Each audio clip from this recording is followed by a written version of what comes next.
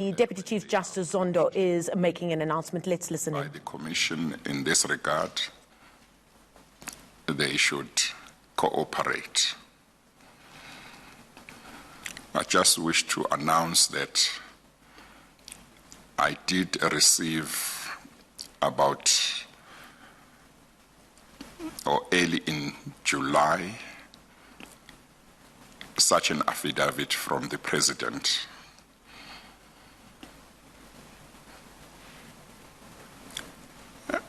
And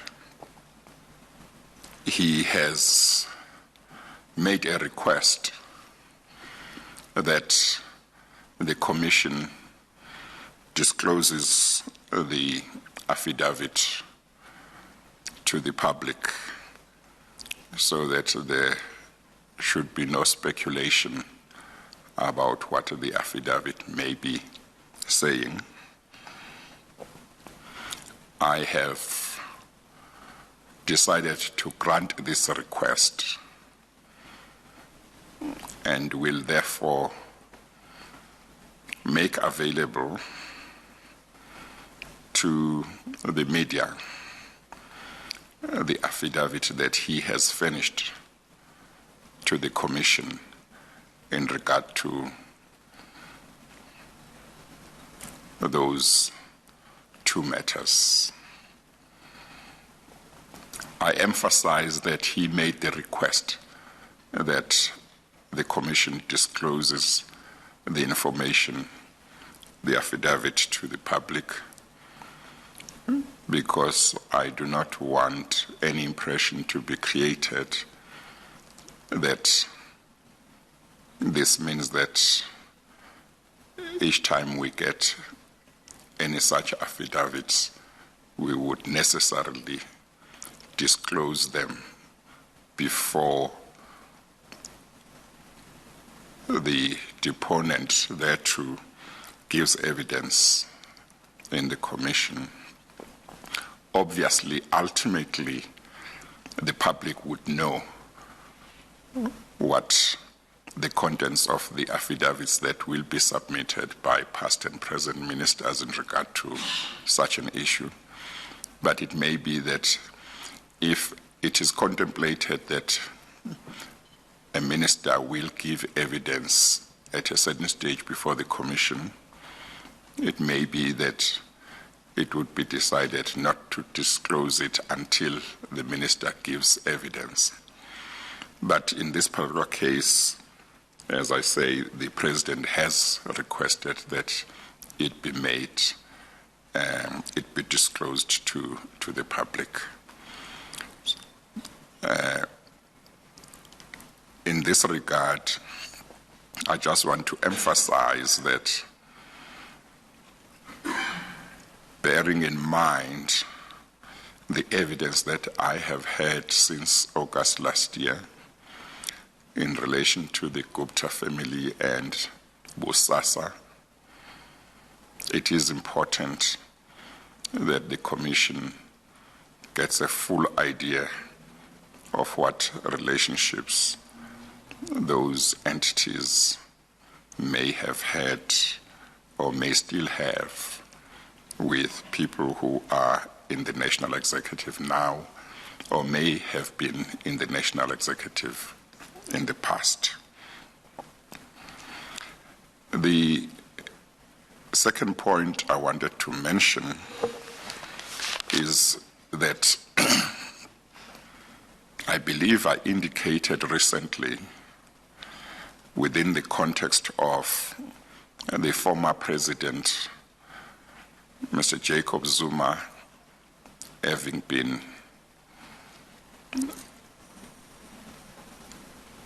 required to appear before the Commission, that he was not the only leader that would be asked to appear before the Commission, and that there would be others, there will be others who will appear before the Commission. I take this opportunity to indicate that some months back,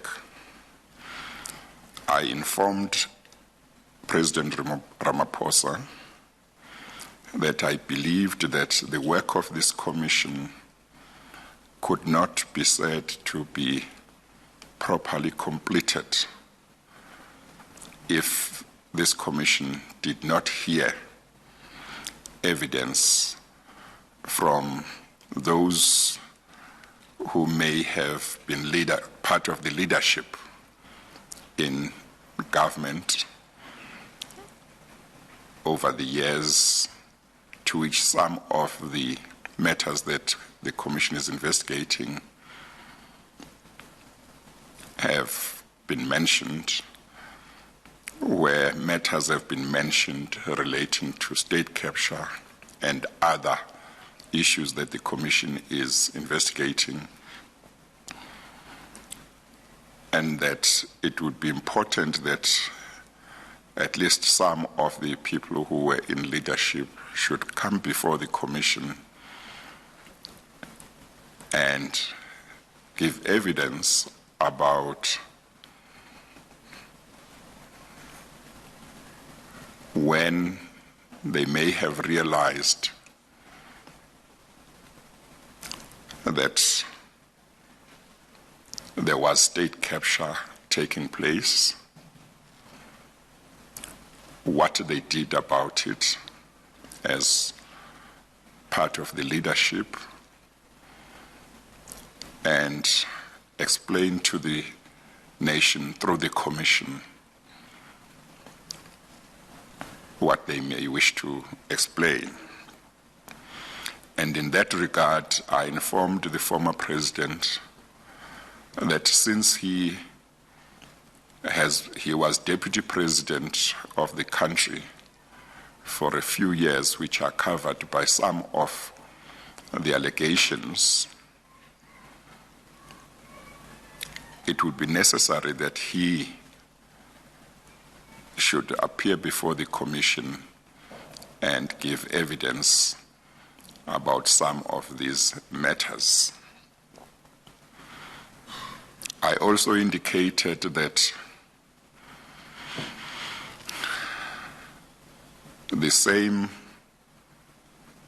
would, in my view, apply to the ruling party, because over the years, the ruling party has been given a mandate by the people of South Africa to form a government to govern. And the people of South Africa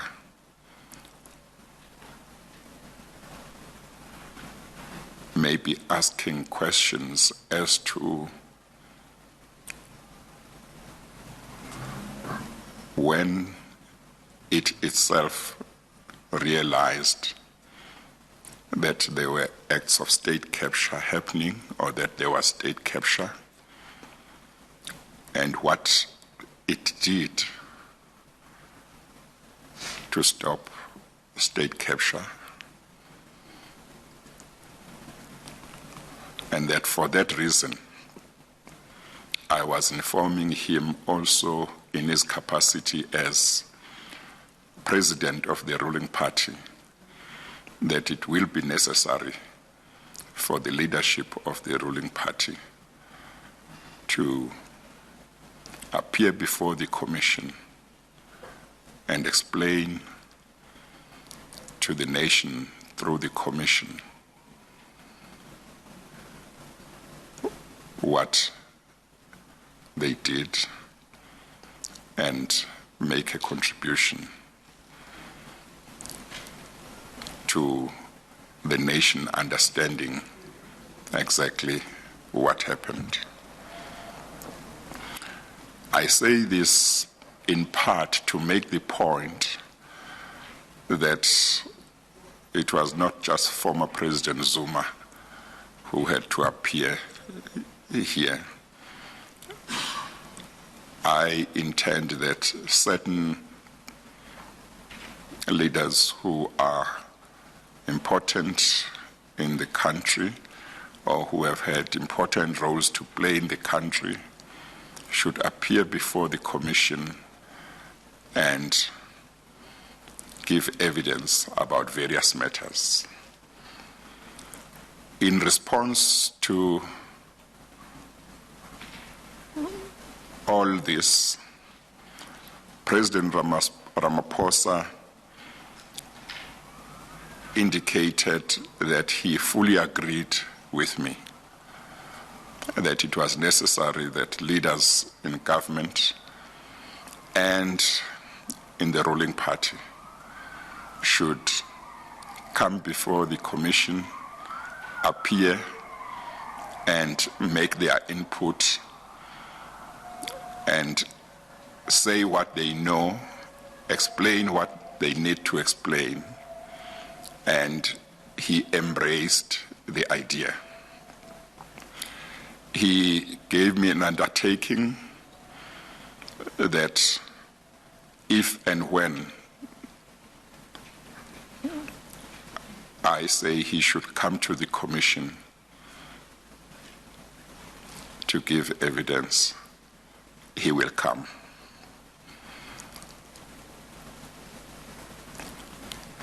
My understanding is that that is the case with both, not only government, but also with the ruling party. I thought it was important to just explain this, announce this, as I release President Ramaphosa's affidavit, so that everybody would understand at least part of the work that the Commission is doing. We will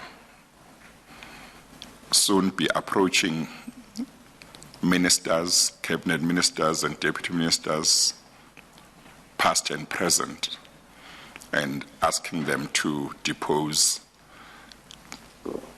two similar affidavits with regard to any relationship or relationships or dealings or interactions that they may have had as individuals or as ministers or deputy ministers with the Gupta family or companies involved, Gupta companies or Bosasa subsidiaries, or people who are involved in Bosasa. I will then now give my registrar the President's affidavit. He will give them to Reverend Stemela, and there are a few of them here. Reverend Stemela will give them to the media people who are here. So there is an advantage in being here. So if you are here, you get them immediately. Others who are not here, they may have to wait before they get them. Thank you. That is the end of the announcement.